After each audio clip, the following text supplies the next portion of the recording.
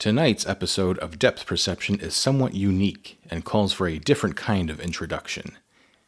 This, you may recognize, is our movie podcast, still in operation, waiting for you. We invite you, if you dare, to take a seat because in tonight's episode, the movie is the star, and this recording travels directly to the secret menu.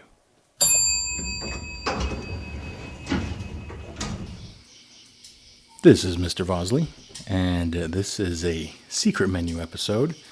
Tonight I am joined by a couple of familiar people.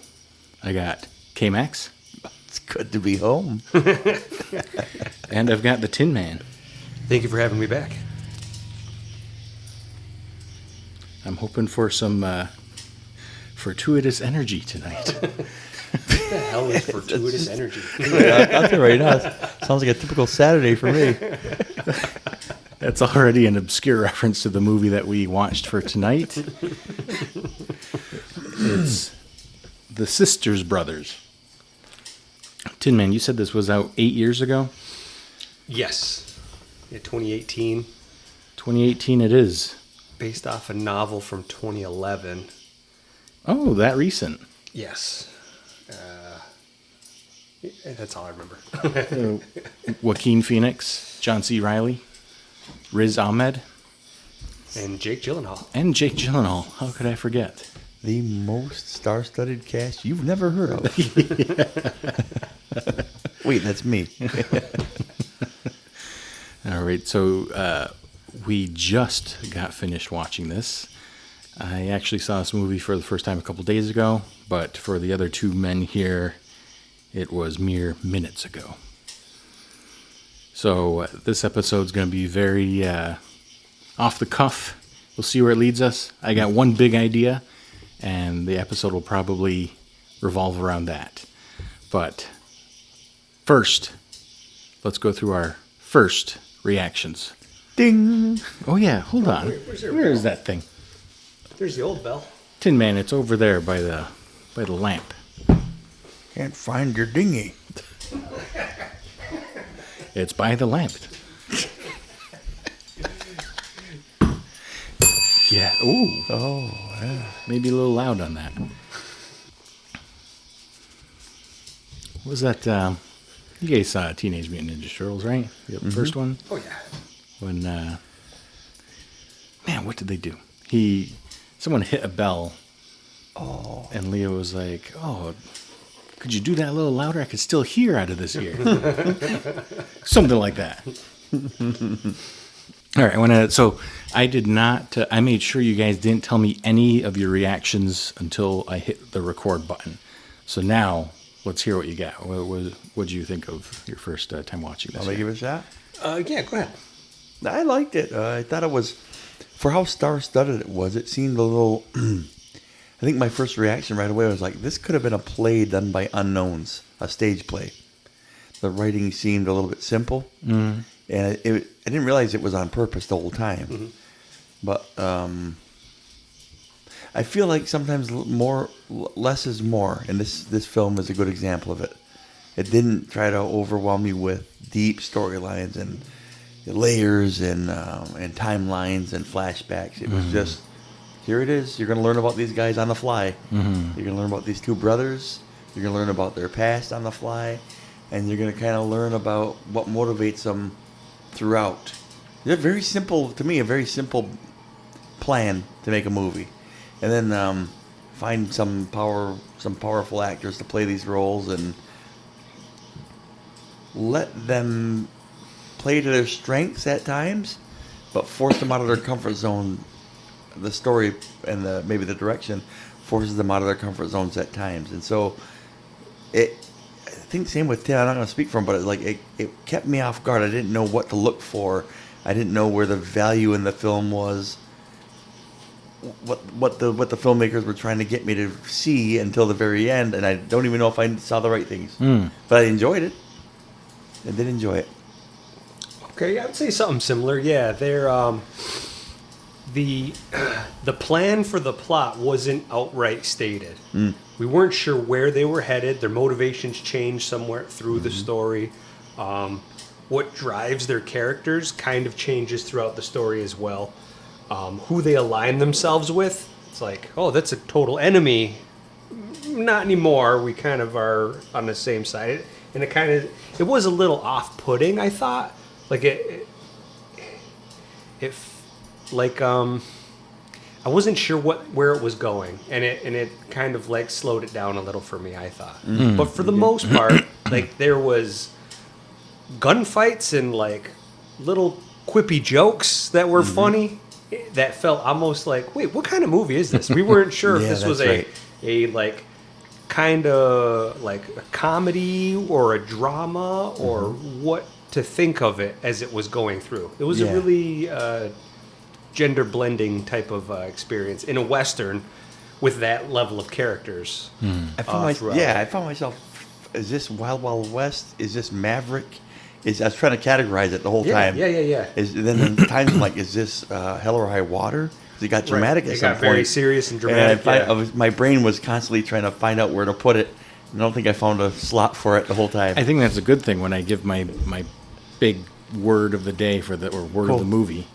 But when I first watched it, I thought they're really good performances that,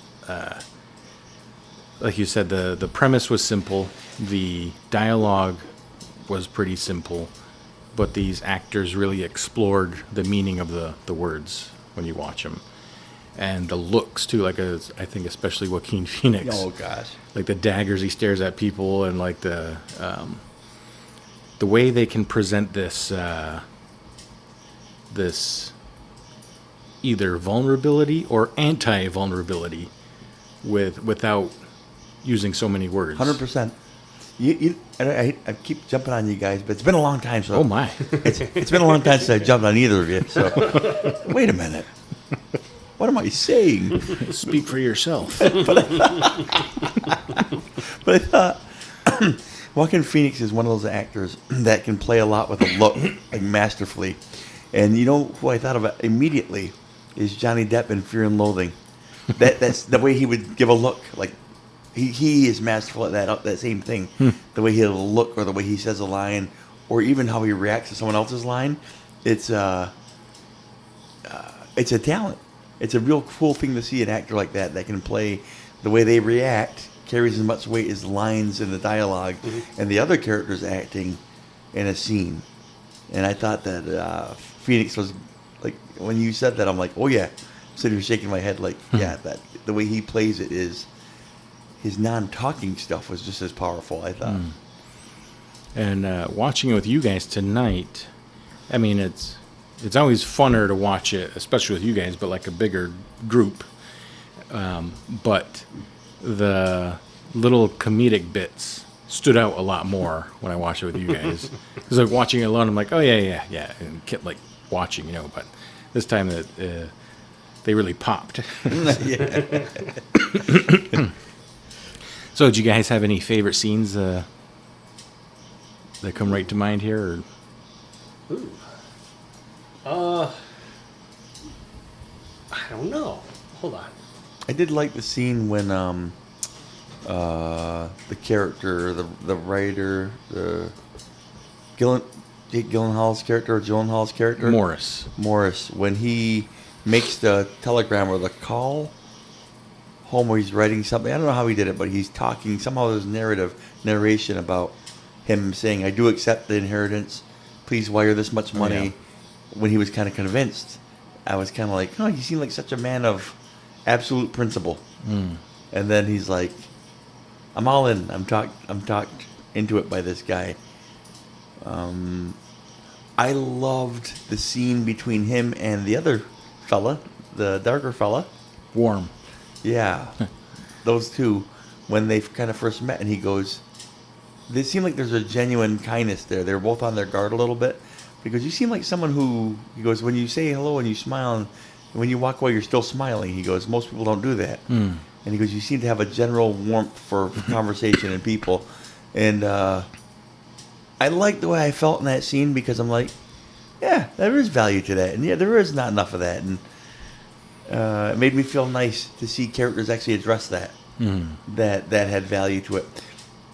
and it wasn't just a throwaway line or scene, because we see that that's what disarms Gyllenhaal's character, I think, and convinces him that I'm not selling you snake oil here. Yeah. This thing's really going to work, and I think you should.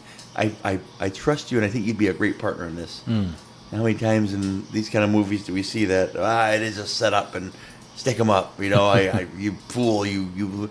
And then they kind of convinced our two main characters too, with his words and his authenticity. I like when a character's authenticity is appreciated, even to the end. And that scene was carried a lot of weight too when John C. Reilly kind of said, "Yes, it's me, and yes, you've been a good friend." You know what I mean? Like, it was kind of moving in a movie that didn't have, I think, a whole lot of moving moments. That was a nice scene. So I guess those two scenes pretty much.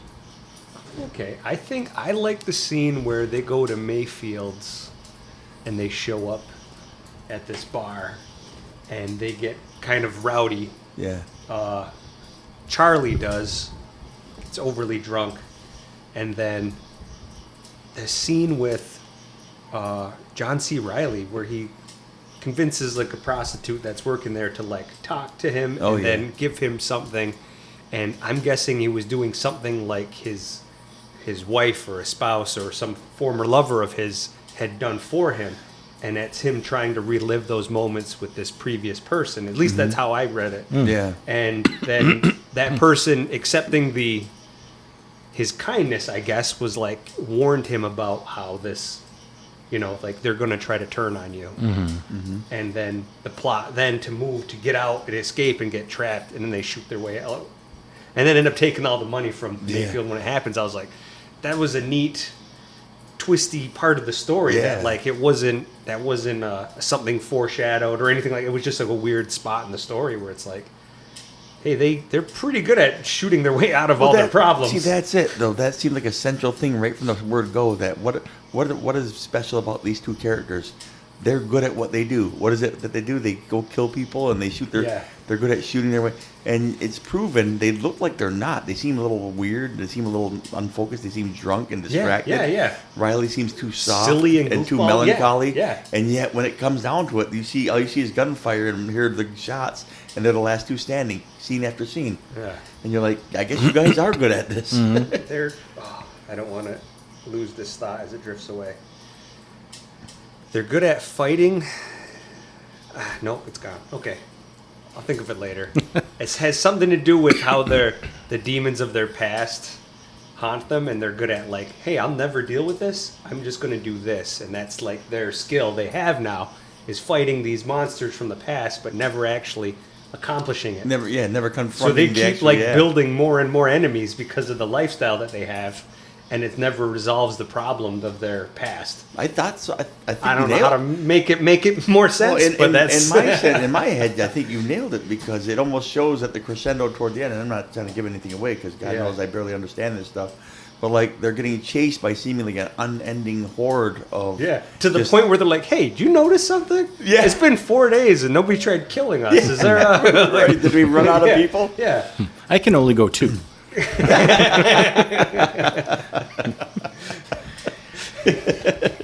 I think I've got 2 favorite scenes. I think my at least ones that come to mind right now. When they are using the formula in the water, and you've had Charlie, who doesn't seem to let things get a rise out of him, right? Like he likes to be kind of down here. He doesn't want to get too low or too high. He doesn't want to be vulnerable. And I think that's where the drunkenness comes into play, because then you don't have to worry about that because you're drunk. Yeah. But anyway, when he sees that the formula works and he gets excited about, the prospecting or whatever, however you want to describe what they're doing. But when it starts to fade away, he panics, like it's going away, it's going away, and he tries to get the formula and dump more into it. So that excitement, that rise that he got was uncharacteristic of what he's portrayed so far in the movie. And so to see him act like that and then make a mistake that ultimately cost him his arm, I like that moment in the movie because you got to push him out of his boundary a little bit, that character.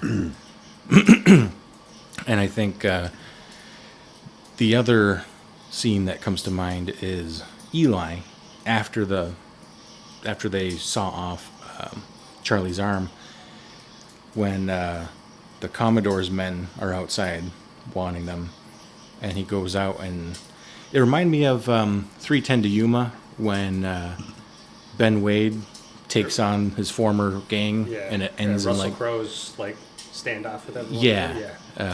So it kind of reminded me of that, but it was like a character forced to be all that he can be. Yeah, that was I felt like that was when he was supposed to take on their dad, who was a monster, and his younger brother did it. He said, "Do you regret not being the one to do that task?" He's like, "Yeah, I regret it." And I felt like that was his moment to come back and take care of it for his brother. I don't know, something like that. It's going to play into what I have here. So we'll move on to our word of the movie here. So talking with you guys, though, I think my word is going to be, it might be drastically different than what you guys say. So I'm going to have you guys, if you could have one word that this movie revolves around, tell me what it is. But the episode's going to say what my word is. Yeah. Okay, give me a minute then. Yeah. Let me see. Because dead time is the best time on the audio show. And you guys keep thinking, but I'm going to apologize in the meantime, because you guys are going to take this time to come up with this word, and I'm just going to say, good job, we're going to go with my word for this episode.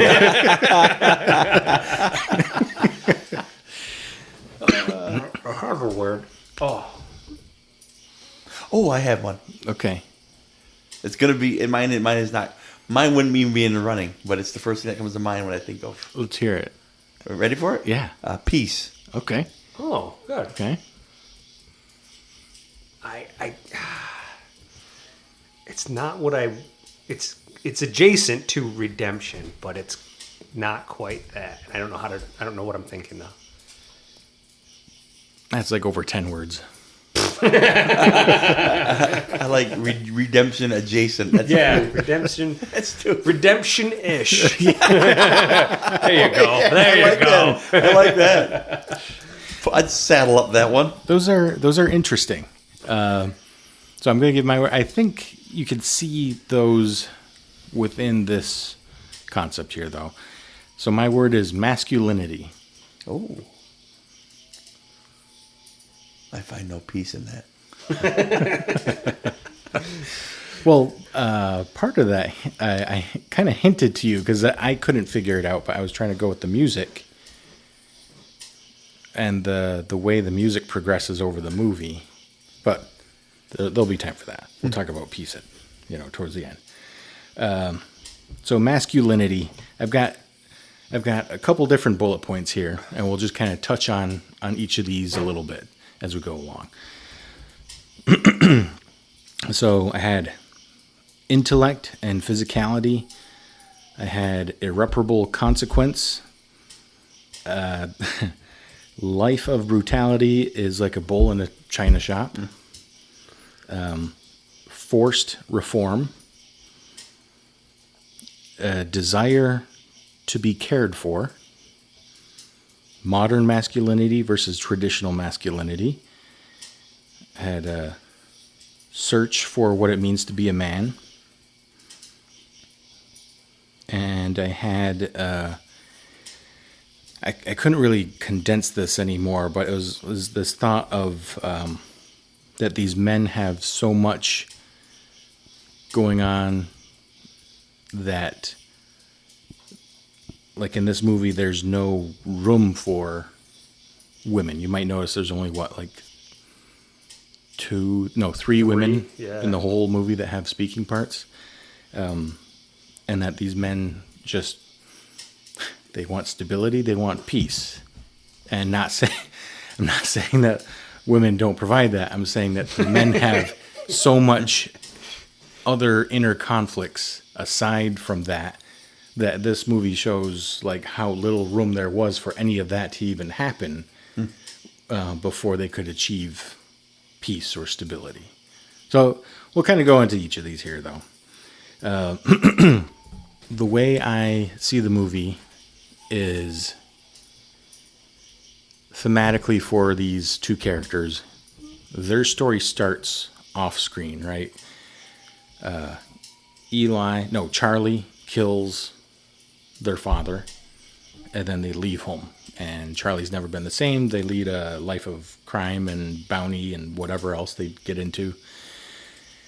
And we kind of pick up however old they are now in the middle of this type of life. And the movie ends at the end of that arc, right? They end up back home with their mom. So to me, that the whole movie is like this search of masculinity. Like, what does it mean to be a man? And you see them kind of go into different arenas of this question. And I think that when you guys say it felt a little all over the place, it felt I couldn't really get a hold of it here. And, was it a comedy? Was it Maverick? Was it this? And I think that's what you see here is this observation of masculinity, but it takes different forms depending on what context you're using. So that's why I had these different points here, and I think that helps explain a little bit as to why it feels all over the place atmosphere-wise. So when I say intellect and physicality, does anything come to mind for you guys?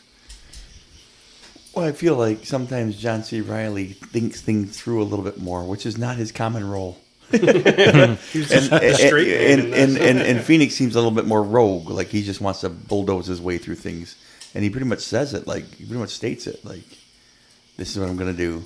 And then even the night when he's like, you're going to drink like this, then you're going to sleep like this. He goes, and in between, I'm going to, it's like a rabbit. Like this. Yeah, so he's just like a thrill-seeking id, where Riley's character has a little bit of super ego to him, like, we got to measure this, so we got to be smart about this, where he's always saying things like Charlie just kind of pushes through, where like even to talk about having a lead man, and Riley's like, why? Why has it got to be you? And that means that the lower guy's got to get paid less. He goes, and he's always thinking about that, like doing the math and counting the cost. The other guy's just pushing forward, saying, yeah, of course it's got to be me. I got to be lead man. So I see the two of them just, it might be blatant, but that's where I think I see the big difference. The two of them they're brothers, but they are different that way. So Tin Man, if I say intellect and physicality on a spectrum, where does that put our four main characters? So that puts I can't think of his name. Warm on one end, and then probably Charlie on the other. Yeah, I'd agree with that. And then it would go, I don't know if Jake Gyllenhaal is more on Warm side, and then John C. Reilly. I'd agree with but that. they kind of like space each other out as far as intellect on one end and brutality and physicality to the other, yeah. Mm-hmm.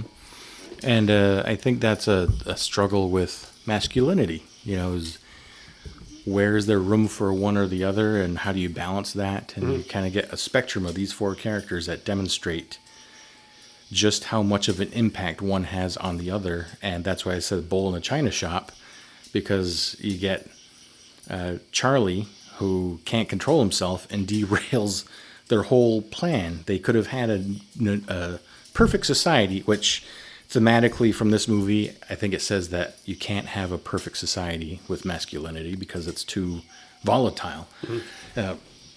But you can see how destructive that physicality was on the intellect side. And it completely wiped that part of the spectrum off the spectrum. Yeah. But I would put the sisters brothers on the physicality end, because even though Eli had more empathy and thought and feeling and vulnerability, you could see he was still very skilled at killing people. And there were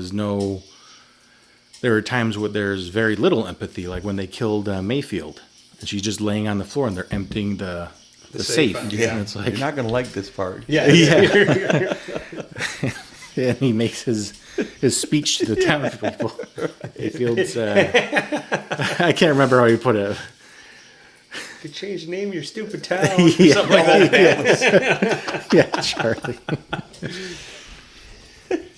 So any other thoughts on this spectrum so far of how it's presenting masculinity on a spectrum? That was interesting. No, I like that. That makes sense. Because it was odd. Their conversations even were like, I'm going to design this utopia. We'll put it in Dallas. And then when Charlie and Jake Gyllenhaal, Morris, have their conversation about it, you can tell Morris is like more realistic understanding of the utopia, but like not against it. Like, why not try shoot for it? And I don't care what you think. You know, like they had that conversation. So it's kind of neat seeing like the range at which people kind of understood that idea. I think the masculine nature of even that scene where it's working, feeling how far we've gone toward the masculine made me uneasy, because I'm thinking not how or why, but I know those are gonna. I know it's gonna happen. Someone's greed, just seeing all what this can be, is gonna derail this. There's not a whole lot of intellect going on there. It's just almost like an animal lust, like power, greed. I'm like, these are very masculine things. They don't have to be exclusive to masculinity, but I was just sitting there thinking in that scene, it's going too good. How someone's going to pull a gun on someone because they're just pretty much identifying the goal. Shooting fish in a barrel. That's it. Yeah. And it seems like it's a never-ending amount of it. And so that whole scene was uneasy for me. There was a tension there for me because I'm like, how is this coming undone? It's like in a horror movie when you get the perfect family and the perfect neighborhood. So what's going to happen now? That's all I kept thinking. That whole scene was like, and then sure enough, you see Charlie. I'm like, oh no. But I think it's important you brought up the greed and the violence kind of being in the masculine world here, because you look at Mayfield and she wasn't exactly feminine. The most feminine, right? yeah. Even the voice. Yeah. Didn't he call him a guy or sir? Yeah, they did. I think Charlie did. I think Charlie did or something. Called him sir or him or whatever, without flinching, and there was no second thought of it from anybody. Now, this idea of irreparable consequence, I don't think it's a masculinity specific idea, but I think we see examples of this, I think, in real life, of our decisions having big consequence for the rest of our lives. And I think you see that in this movie. Several things that happen to these characters and the people around them that cannot be repaired. You think about Tub with the eye. You think about Joaquin Phoenix's arm. You think about all the people that they kill. You think about the use of the formula in the water. Like, you see all the dead fish. That was the cost for them to find the gold in there. So I think that's like an underrated aspect of masculinity, of having to face those consequences. At least that's how I feel. How do you guys feel about that? That being related to masculinity? I mean, just the hazards of being a guy. Yeah. Yeah, that's. I can see that. I don't have any extra examples, but I'm Right. like, Yeah, it didn't get much myself. I didn't get much of a tie-in of that tie-in, but I did see the metaphor woven in the formula, like this: get rich quick. You can really take advantage of this resource, but it's gonna cost the environment even, right? Yeah. So like that, you can think of, you put this in the water and you can get rich, but you're depleting your fresh water source. You know what I mean? And then even eating your skin alive. yeah. In my head, I'm like, that wouldn't be a far Several reach for. people are trying to kill everybody Yeah, around that us. wouldn't be a far reach for someone to use that metaphor to say, see, if someone was trying to spread a message there. Yeah, so like I guess for me it's like this idea of no such thing as what was that one acronym we learned in high school? There's no such thing as a free lunch. Yeah. Yeah. So like everything that these guys do either has a cost or it has a consequence, and there's for them it's nothing. Nothing is just laid out for them to have. Even the gold, which is laid out for them to have, costs what it costs, and it had a consequence for getting it. And we don't even see it by the end. Did they take it with them? We don't know. We don't see it again. And even the stuff they took from the safe, they buried it. So it's like all the costs that they paid for any resemblance of profit was kind of, I don't know, meaningless. Yeah. And I guess that kind of goes with the idea of, they call it barbarity, right, in the movie? So the life of barbarity is like a bull in a china shop. To live the way that the sisters, brothers were living meant no one around them was safe. People died, people got hurt, people got burned and shot and whatever else.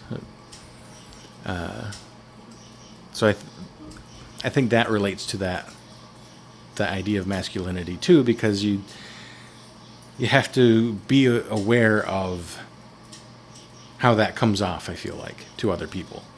And you see how it looks when they don't take that into effect, right? You see they just kill these people. Like, it could be fathers, could be sons, could be husbands. Doesn't matter. They're dead.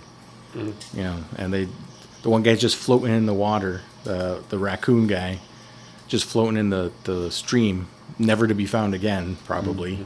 And like that's it. That's the life of barbarity.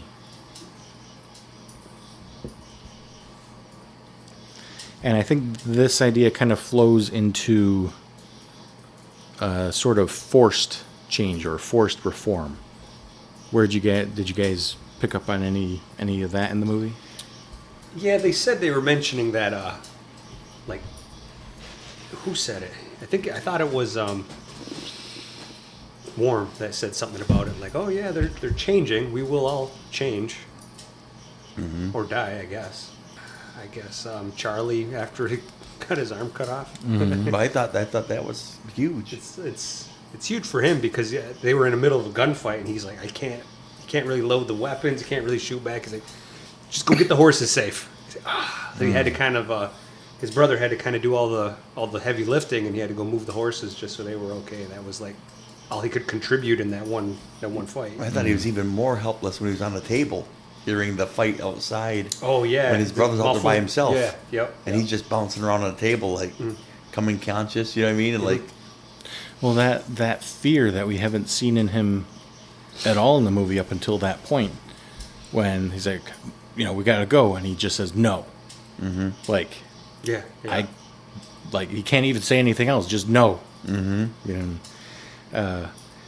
So the forced reform, there's a forced sort of softness during the movie. I think of when Eli tries to get the woman to give him the blanket. Well, say it with a kind word. No, okay, no. Offer me a kiss, stuff like that. Yeah. that was awkward but beautiful, that little scene there. It was super awkward. It was. That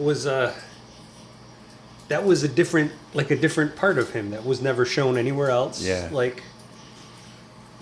And more that forced softness was when Charlie lost his arm, and he's forced to depend on his brother for safety, for security, for protection.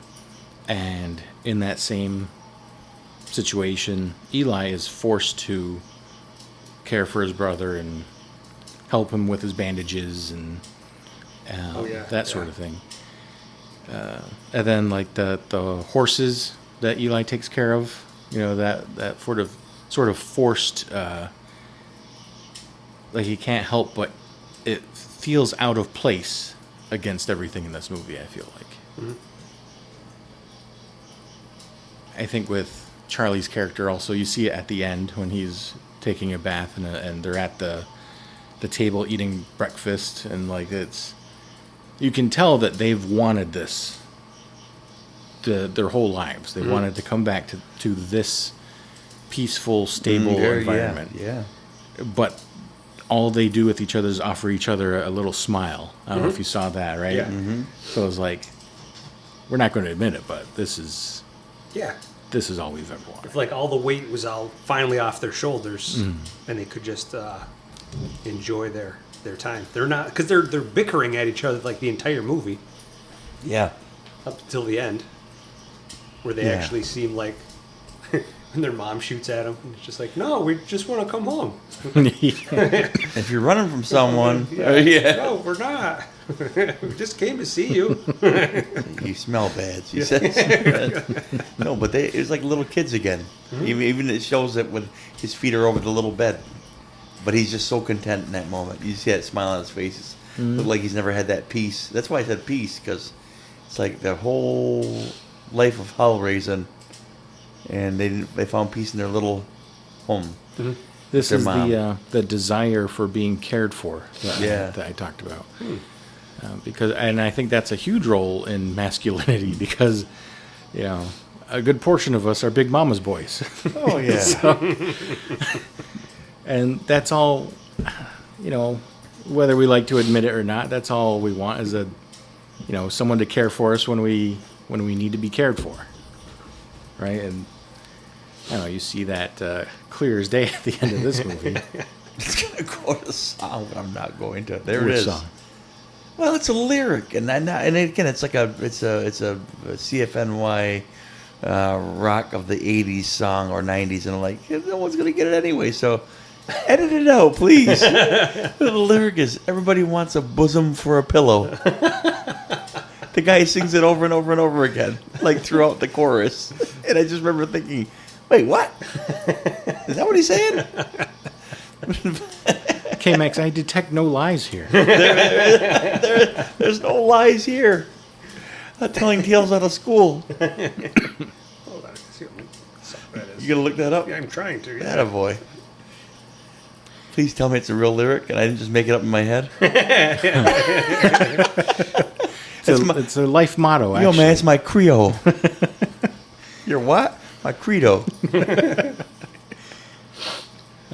Tin Man, you said this book was written, or the book that this movie is based on was written in 2011? Yeah. Okay, that's actually nice to know, because... Brimful of Asha by Corner Shop, 1997. Yeah. Does that sound right? Yeah, it does. Yeah, it So says a it's lot. like that. Everybody needs a bosom for If- a if you- pillow. if you- Everybody needs a bosom. Everybody needs a bosom for a pillow. Everybody needs a bosom. Sing it, Tin Man. I've never heard this song. I'm telling you, you would know it if you heard it though. It's just a real simple riff. I think it's an E to a G riff. Like doom doom Everybody needs a bosom. boom. Mine's on the 45. Doom boom boom boom boom boom boom boom. Doom boom boom boom boom boom boom. That's how the riff goes. And he goes like, I don't know, I gotta say it. But then the whole band says, 45.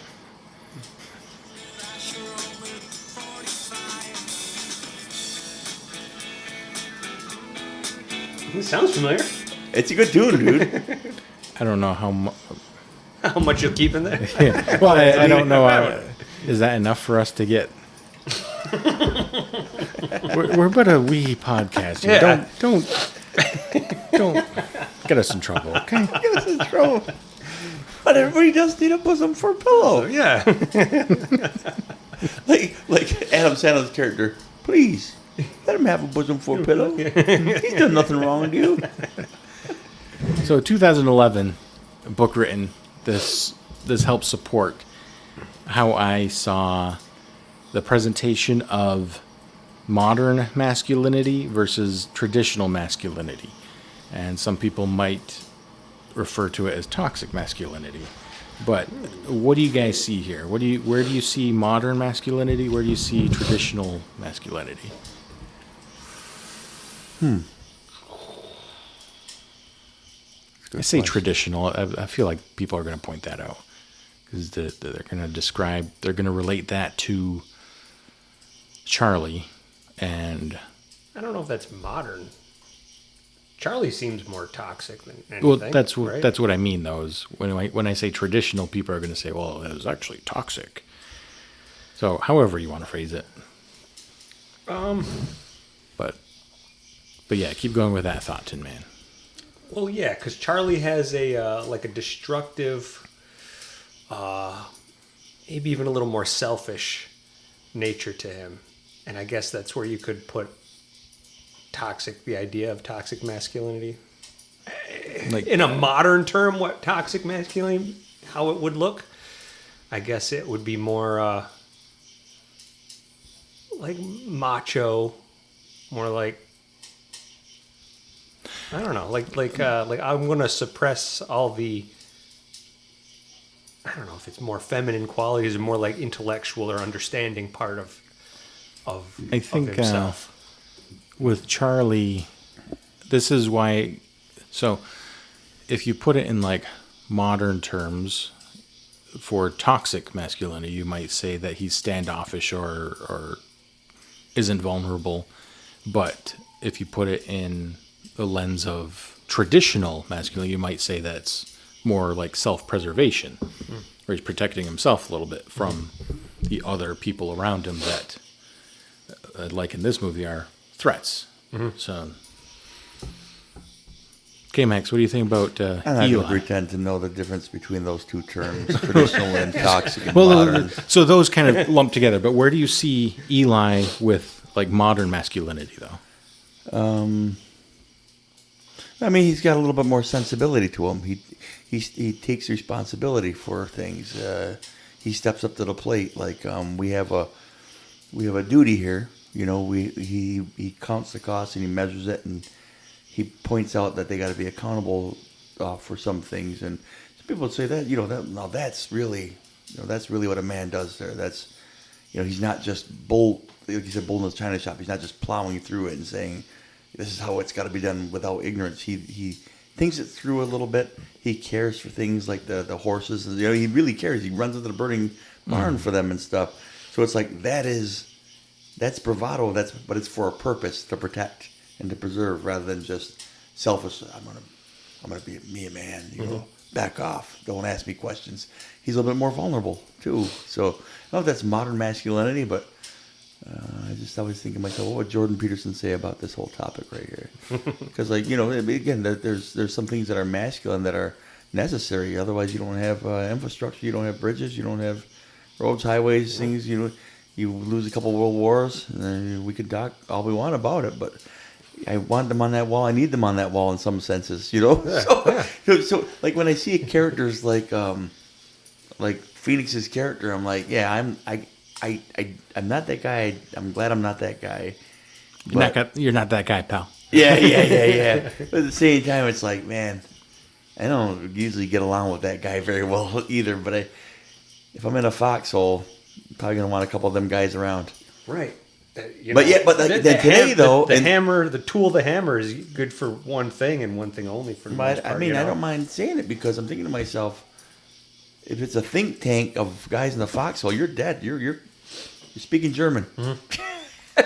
Yeah. So I probably always have a hard time with modern and traditional and toxic, because any fool, any human being can be toxic, and there's toxic femininity also. It's like be nasty and controlling and subversive about it. Any of those isms and terms can be toxic. So I don't think there's anything new under the sun. I don't know if that's a short answer or it's too defensive, but I have sympathy for people that have all those sensibilities, because he was shaped. I don't know what caused him to kill his father. You know what I mean? It might have been something to protect. It seemed like it was, but then he has to carry that with him, and it shaped him into who he was. It's like, I always feel like whenever I see a character like that, I'm like, you need a good therapist, man. You just need to sit down and have an honest conversation. Because then you have things like, your machoism. You have, I think there's guys that carry that weight and present that way that they probably don't even want to. They have unresolved something, but they're never going to reach out. That's just how they're wired. This is my lane. This is who I am. And so I hope that I presented that idea clear to the audience. I probably didn't, but if you were to describe Charlie's character, I'm thinking that the term toxic masculinity is going to come up. And that's why I don't want to use that term for him, because I see it as more traditional masculinity, because you see some of the movie, I think, presents a lot of the positives of that characterization that happens. yeah. The getting them out of the when the two intellectual side of things, that when Worm and Morris were being attacked, they weren't going to survive. No. And they needed the two other guys, and especially it was Charlie's plan to flank around them with the shooting as a distraction, and that's what saves them. And then shows up in a disguise. As the other guy's like, oh, no way. So that's why I worded it like there's modern masculinity with the intellectual guys, especially with Eli, but then traditional. And like I said, I don't want to say toxic, even though I think people would describe him as toxic. Sure. But I want to describe it as traditional because of some of those values that men in maybe that time frame were more. Like maybe what he went through as a kid, like if he were to be now, working at an office job, he might be the guy that everyone's like, oh, great, he's here. Yeah. But we don't need him to be in a gunfight in the office, So that's where it gets iffy. But putting him in a situation where it's like, yeah, your job is to hunt people down, and you're going to get chased and attempted, they're trying to kill you. Yeah. We good need you to be at this level, and that's why they survive so long. That's why they're so good at it, because he needed to be that person. I think the single best example for Eli, for modern masculinity, was when his brother hit him in the fancy bar or restaurant, whatever that was. He hit him and he stands up so as not to be hit again, but he doesn't strike back in that moment. Yeah. He kind of stares him down, doesn't cause any more of a scene than it already is, and then the next day uses words with it. And it wasn't until he said, "You want to, hit me back? We'll be square or whatever." Yeah. And then he hits him instantly. So it was like you waited till the context was right, to return it back, so as not to escalate things. Yeah. But it was like, no, we'll be fair. Yeah, this is my chance to be fair. You know what? Fine then. Hit me. Whack. And it's like, okay, that was the. So I feel like that was, for me anyway, that's like the balance for modern masculinity, because you can't just sit there and be slapped and whatever, being taken advantage of, right. Especially someone that's in that state of mind. Yeah. So he used words, figured it out that, he remembers that he he slapped me. You remembered. You did remember. Well, because he, in that same conversation, the words that he used. He's like, I hit you? Like, don't you act like you don't remember. Yeah, like, there's that. And he used the terms, you slap me, and you slap me back, and we'll be square. So, in that moment, he knew it was a slap and not like a punch. He remembers it was a slap. Yeah. Oh, you remembered, huh? Right. So the movie is pretty unconventional when it comes to plot structure, right? It's, I thought they're going to go kill Worm, and then it turns into, now they're just kind of wandering the West, and now they're teaming up with Worm and Morris. Are we going to get like a final battle with a Commodore? No, we're not. Okay. Oh, they're going back home to a character we haven't met yet. Yeah. Okay, and it ends. So it felt kind of, after a while, nebulous a little bit, but I think that was this search for what it means to be a man. Maybe there's some recency bias just watching the Odyssey last night, but there were some parallels on their little journey, and I'm like, oh, 2 steps forward, 1 step back, 1 step forward, 2 steps back. Yeah. In their little journey to get to wherever they were going, I'm like, why do you even keep going right now? Just go back to the Commodore and say, here's what happened, And they just kept going further and further down the rabbit hole.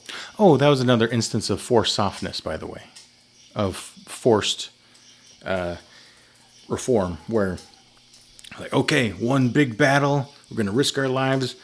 Charlie can't even shoot. He'll use his left hand, but we're going to go in there. We're going to kill the Commodore. There's probably 3 or 4 guys, I don't know, 7 guys in there. Yep, ready to do this. And it was like, no, the universe has taken care of it for you.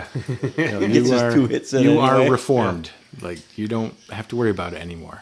Like, so it's kind of like that too, I think.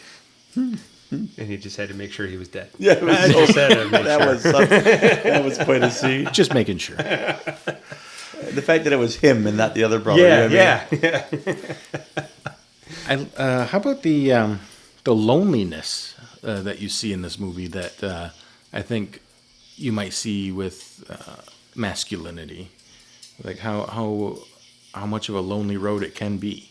Mm-hmm. I think the 2 guys on the intellectual side of the spectrum demonstrated it probably a little bit more relatably to what my experience. Like he sees a friendly face and he acknowledges it, like how good it is to see someone who seems real out on this trail. Mm-hmm. Someone who says hello to strangers and then turns away and means it.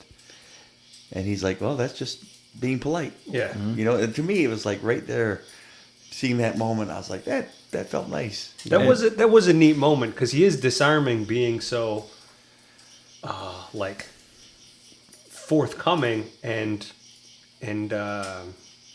insightful. Mm-hmm. To a guy who he doesn't realize is hunting him. Yeah, yeah. Yep. But you see it, this loneliness from no matter what path you take, though, because Morris and Warm, where he points out, no one does that. No one holds their smile afterwards. Meaning, if you're either a person that is kind or you're a person that recognizes kindness, either way, it's rare. Mm-hmm. And then the other side, with the physicality pair, it's just them 2, but it's also everyone gets shot and dies. Yeah. When you're living that life. So whether you're kind or you're invulnerable, either way, it's a lonely road. You want to protect yourself, it's lonely. If you want to reach out and be kind, it's lonely. So I don't know how exclusive that is to masculinity, but I feel I can point out examples of that, even just in this movie. Mm-hmm.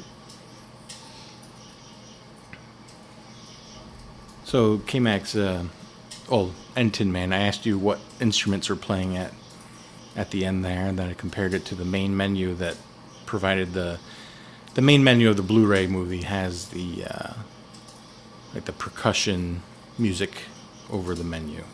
So that music plays like in the first half of the movie or so. Did you notice a progression of how this music plays? I did not. I didn't notice the music one bit. Okay. I was too busy trying to follow like the action and things on it. What I did notice, it's probably the next question. There's something that I noticed. I'll see if it comes up.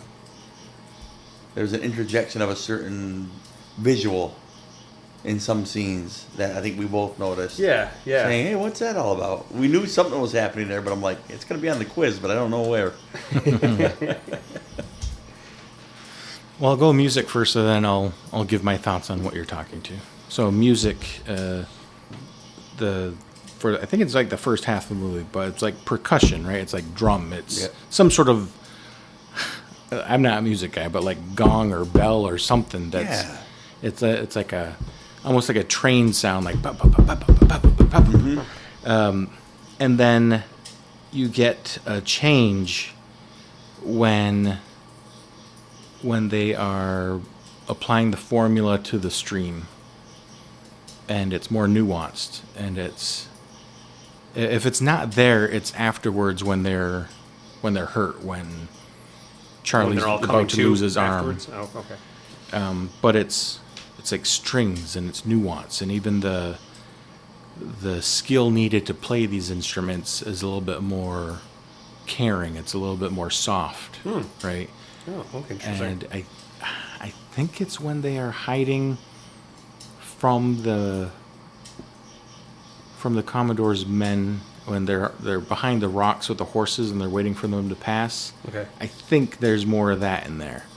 Okay. So it's a little bit more like subdued. It's a little more careful than just less banging. chaotic, I guess. Yeah, Okay. and like the percussion. This idea of percussion is this bowl in a china shop. Is bum bum bum bum bum bum. You're banging things, and when you use strings, it's a little bit more skilled and nuanced, and you're careful with where your fingers go and how you pluck things, right?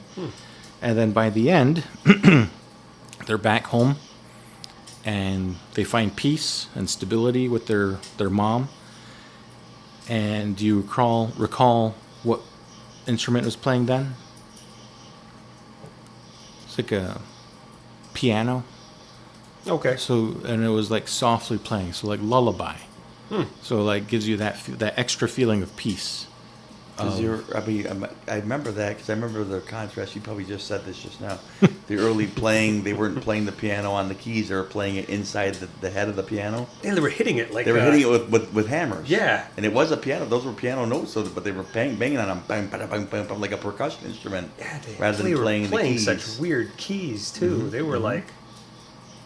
And at the end, I think it was the Off-putting same. and chaotic. I almost yeah. felt like it was the same melody though, but played softly, which would be really artistic if it was. So like that, just how much of a lullaby it felt at the end, and it'd be pretty cool if it was the same rhythm or melody, whatever, but it's calm, it's peaceful, it's just the connotation of playing on the piano these keys is more of formal. It's Organized, structures, peace, predictable. stability. Yeah, it's all of those. I think the only other thing I wrote down here in terms of cinematic tools was the color red. And traditionally, red is like danger, right? Violence and disruption. You see that a few times throughout the movie. But as it gets closer to the point where Charlie does the most damage, when he spills the formula, he's wearing red right up until that point. But it's kind of like it ramps up. So he has a little bit of red, and he's wearing black and red after Mayfield, and then he's wearing full-on red. So it's like this ramping up of danger. And then once his arm is burned and everything, the red's no longer there. And it's that absence of danger that he presents now. And he even says, like, I lost the arm I work with, or however he said it. So it's that the forced softness, right, of losing that, so he can't even fire the weapon. He can't even be a threat anymore.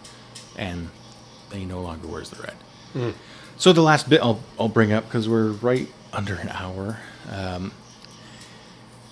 The visual thing you guys are talking about is that field of vision with the just it's a black circle. and and it's kind of like a blurry thing.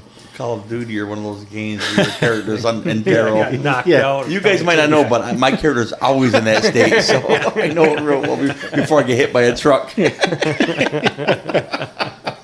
That's a throwback right there. I have that video. I know you do.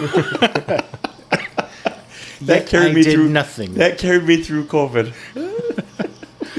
So in this movie, I think there's 3 different times that it does it. 2 of them are when you're looking up at the Commodore's building home base, and it's like his logo and whatever on the front of the building. And the other time is when Charlie is explaining how he knew where the keep what I call them the intellectuals, but, Worm and Morris, how he knows where they're going to be. So those three times, to me, they were kind of like this outlining of the symbol, or when I say symbol, I think Commodore could be like the symbol of that life of brutality. And so when they look up at that that logo, that what do you call Claims office? Is that what he called it? The claims? Is that the claims office? That might be it. Is it not Signet? Is it Signet? Whatever that logo is, I keep wanting to call it something different than just logo on the building. But that black outline of that is, to me, is kind of like a visual representation of how isolating and dark, I guess, this life of brutality is. Huh. So that's kind of, for lack of a better explanation right now, that's just my feelings on it. If I could explain it better, I would. That was also an odd thing. And then, like, Joaquin Phoenix had, like, a one talking head thing, where it's, like, right at the camera. So that part, and too. And then lights up a cigarette. Because I think it came at a point where Eli was like, well, we'll tell him the truth. We don't go because we don't know where he is. He went off with Morris, or Morris went off with Worm, and we could just make a shop here, and I could sell clothes or whatever. So I think that same idea of this life of brutality comes in that talking head portion, because it's sucking them back into that, where he's like, well, I know where they are, so we're gonna go find them, like that type of thing. So I think it was more sucking them back into that life. Like I said, for lack of a better explanation, this is how I can throw out my reactions to that. Did you guys have any other, or was it just peculiar to you guys that you wanted to bring it up? I thought in my head, I'm like, there's something going on there. It's like being mindful of these tools. Whenever I see something there, I don't always fully grasp it. Yeah. I'm like, there it is. There's one. I'm like the DiCaprio. Yeah. I don't know what I'm even pointing at, but I'm like, there's something there. I'm looking at James. Because there's like, it doesn't seem like one of those movies that would be just thrown in there for no reason. It feels like there's a reason that it's doing that. Okay, why? What am I missing? What's going on? Why? Nobody in editing is like, hey, let's just put a ring around this thing and just see. There were boom mics in the shot. Yeah, so we just like, we'll just fix it in post and it just. But it's like, also to me, also like it's like putting blinders on. Yeah. So you can't really see anything else, right? So it's focused on this. Yeah, singularly focused. This Commodore that, to me, like I said, he's the symbol for that type of life. So it's this hyper focus on that and blacking out everything else that might be present in your life.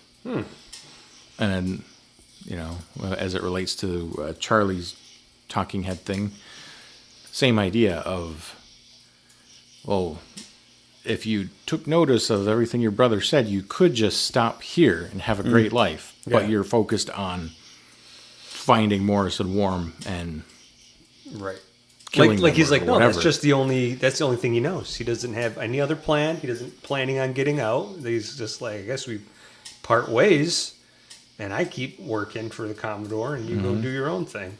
And I'll come by and buy a shirt from you once in a while, or something like that. or underpants or under. That's right. He didn't call it under. He didn't call them undergarments either. He's like Underoos.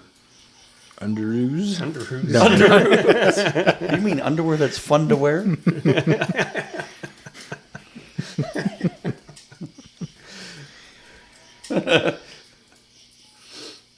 I also like when Charlie points out, like, I don't know about that make haste business. Yeah. Make haste. This guy's pretentious. Yeah. What does he think he is? Precipitate.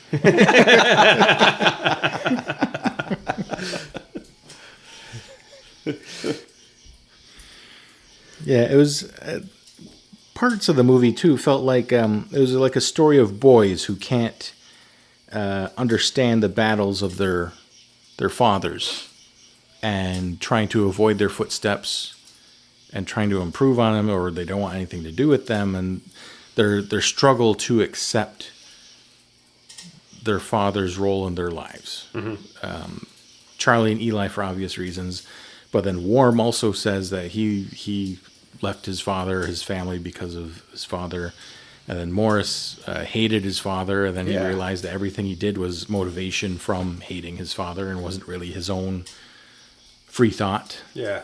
So, yeah, I thought that was, again, my another own part of... volition, I felt like I've never made a choice that wasn't based on how much I hated that man. You know, it was like a weird...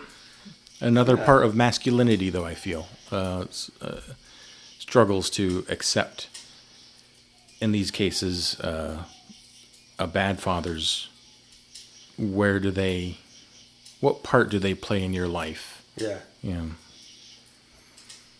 So anyway, that was, those were some hip shots. Oh, I thought the gunfire was cool, too. The way that was presented. It felt had like the sparks flying out of it. Sparks flying forward, Yeah. like dragon's breath. Yeah. And like it sounded like thunder when they shot. Mm-hmm. And, but I thought that reflected the idea of brutality. I've never seen that in a movie either, because they were shooting from outside of a house and then had to like go in with lanterns with their guns out, trying to like, is that is that somebody? Oh, he's still not alive. him. No, that's not him. Yeah. No, get close. That's not him. Like that I don't think I've seen that before. Like It was a cool shot. just in the dark shooting. I can't see anything. Did you get him? I don't know. Like they're like having that conversation and then like turn the lanterns on and now it's going to attract attention. But now they got to like go and clear the house out. With, I was like, that's kind of neat. I don't think I've seen that before in a movie. It was interesting. You always just assume in a shootout in a gun, everybody gets what they're everybody hits what they're shooting at. Yeah. And you actually hear the vulnerability. You're like, I don't know. Yeah. Well, that's not him. Yeah, that's not him. And then he's coming off the roof and like, is that you? Yeah. Falls Like, on his face. Yeah, before he can like confirm, he just shoots him anyway. Yeah. Yeah, I think that was him. Yeah. Yeah. So like I said, a few hip fire shots on this movie from depth perception. How come Don't know. so many people miss a movie like that? How would I get how I would miss it. But like, how do I've never saw anything. I hear no ads, buzz about it? And these guys, there's no clips that I just randomly went across on social media about Yeah. it. Nothing. Never. I think it was very well done, though, too. At least how I'm understanding this movie. It's well done enough that I would have thought someone would have. Yeah, yeah, it would have been something seen about- somewhere. I did remember finding something, seeing that Joaquin Phoenix was going to be in a Western. And I was like, I'll keep an eye out for that. And I got it when it released on Blu-ray. But it's been sitting on my shelf for no kidding. however long it's been out. 2018, Yeah. 8 years. Well, I didn't even see bad. You know, say any press is good press. I didn't even see bad press about this movie. Yeah. I saw nothing. You know. I see nothing. But it was a good, interesting watch, though. Yeah, I thought it was, neat. but the company helps. I always say the company always amplifies it. And the pizza was good. I've really missed this group. This has been a while. Yes. Hopefully, our I think listeners come flocking back to when it's time to get back in the mix, Yes. Get back on the saddle. back in the saddle. I'm back. I can do an impression of that song, but I'm too self-conscious. Don't make me quote Blazing Saddles, else the show get canceled.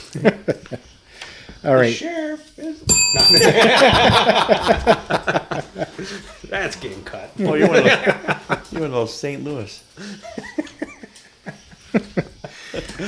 All right. So that is our secret menu episode of The Sisters Brothers. I don't know. I'm curious how close we are on our conversation here, because there was no prep whatsoever. Yeah, I didn't hear any other. I didn't Google any thematic meanings or anything behind it. So If you do, yeah, see how close we are. yeah. Curious. Good to be back. Yeah. All right. So season 4, depending on when you listen to this. So time we're recording, it's August 1st. So exactly 2 months since our last. No way. Yeah. 2-month hiatus. For us all together, anyway. Yeah, Me sure. and Tin Man watched Obsession. That was good. But season 4 will be coming hopefully pretty soon. I've got the whole outline. I got movies set up.